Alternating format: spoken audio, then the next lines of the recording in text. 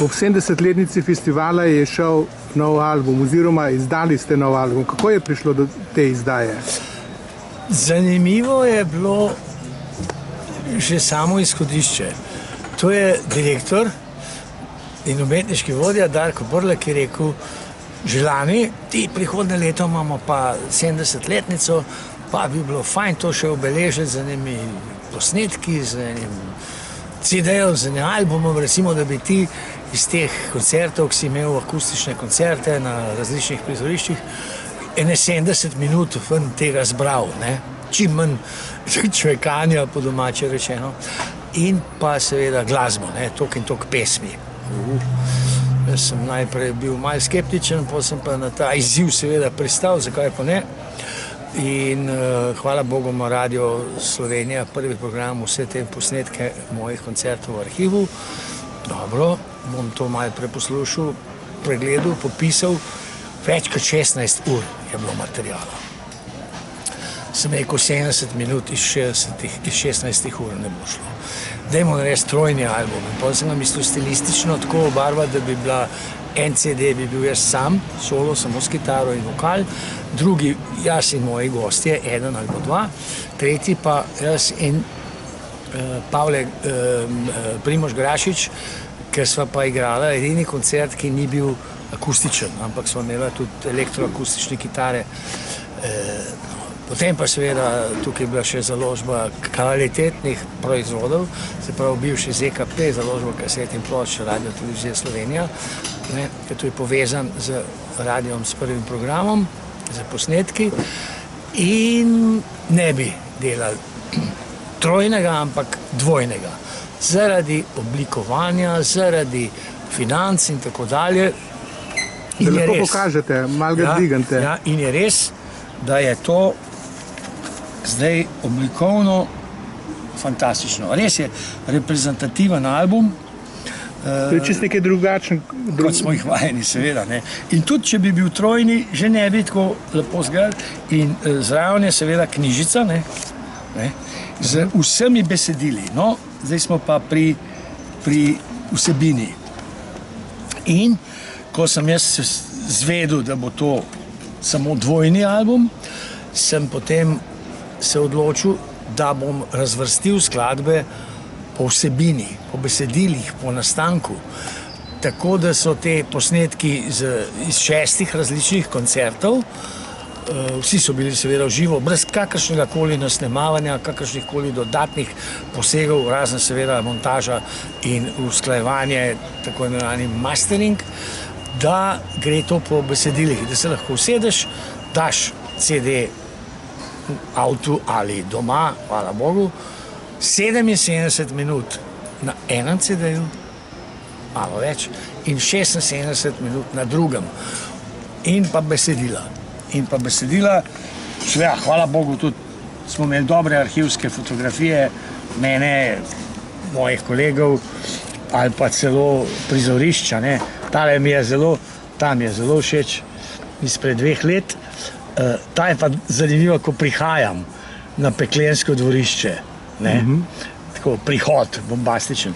Tukaj so vsi kolegi, prvi, drugi, tretji, četrti, Lado Jakša na prvem koncertu, akustike, Saša Olanik, ki je danes z mano igral na drugem, z violino in s kitaro.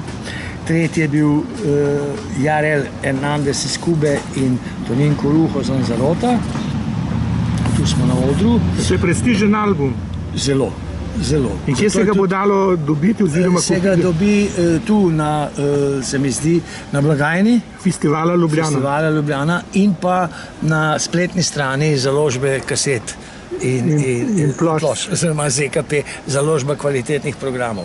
No, potem je seveda tu bil še Zdenko Cotič Soto, kitarist, ki sicer igra s Plestenjakom in igra tudi orglice. Tu je seveda bil potem še Jure Tori, fantastičen harmonikar iz Zasavja, ki igra seveda poleg svojih triov in kvartetov tudi z orleki. Tu smo pa midva z Grašičem z lanskoletnega koncerta, ki je bil zelo zabaven. In to je dejansko prestižna nekakšna antologija in zato so tudi vsa besedila in tukaj je 39 skladb, od tega 38 vokalnih in ena inštrumentalna. Ena mojih zadnjih inštrumentalnih skladb, ki jo pa zdaj bomo skušali posneti, prearanžirati tudi za big band. In bova za Primožem z 2 kitarama različnih slogov to oplemenitila in mislim, da bo šlo za enega najredkejših posnetkov v slogu big banda in 2 solo kitaristov, ker v svoji antologiji oziroma zbirki imam še 40 000 albumov in česa tazga moram priznati, skromno, neskromno ali pa neznalnsko še nisem odkril. In bomo to potem tudi na svetovni splet dali in svetovno tržišče. Nikoli ne veš. Točno. Nikoli ne veš. Big bandov je na stotine. Tudi v Sloveniji je zdaj 10, če ne 15 big bandov po raznih krajih. Big band, ki bi mu pa 2 solista, ki od tega en igra super tehnično jazz kitaro, drugi igra pa stilsko slide kitaro, tega pa ni veliko. Prijatelj, en izmed mojih bivših angleških producentov, mi je rekel, da sem izumil nov slog in sicer flamenco bottleneck. No, zdaj bo pa flamenco bottleneck z big bandom. Hudo. In če to daš gor in začneš malo pumpati, potem nenadoma, kaj pa je zdaj to? Če ne drugega, bo vsak iz Felpsa kliknil. Tukaj pa je zdaj pozitivna stran interneta.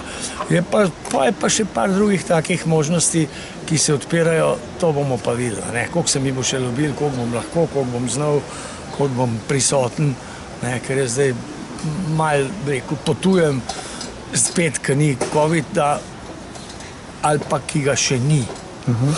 A je to izbor skladb? Izbor skladb je tukaj obsega mojo 50-letno ustvarjalnost. 50-letno ustvarjalnost, vsebinsko pa tudi je nekje spekter tudi mojega svetovno-nazorskega pogleda. In zato sem dal tudi vsa besedila zraven.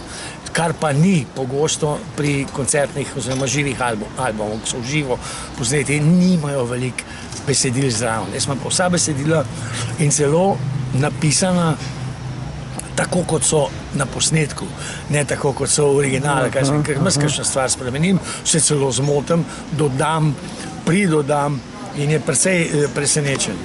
Lahko za konec poveste, kdaj boste imeli koncert na festivalu Ljubljana? Ja, na festivalu bo pa letos moj 7. koncert, 70 let 7. koncert, akustika, spet akustika je naslov in to bo pa 13. julija na Peklenskem dvorišču, to je moj butični prostor in bo pa gostja, bo pa Tinkara Kovač, kar bo zelo lepo, da enkrat z eno gospodično. To so bile tudi neke posebne priprave, ne? Ja, so še trajajo, ampak to pa ne bom več toliko razlagal, bo pa seveda tudi precej skladb, kjer bojo ljudje presenečeni, kako bo lahko Tinkara improvizirala, rekel v rockerskem smislu, na svojo flavto in pa da bo zapela tudi nekaj skladb iz zelo starega jugo obdobja ali pa skladb, ki jih pa ljudje poznajo v ženskih verzijah, ampak niti vsi ne vejo, da so to moje skladbe.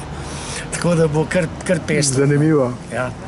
Hvala lepa za pogovor. Ni za kaj, hvala. In srečno. Zdravje ali pa nazdravljanje, kakorkoli si že kdo želi, odvisno od let.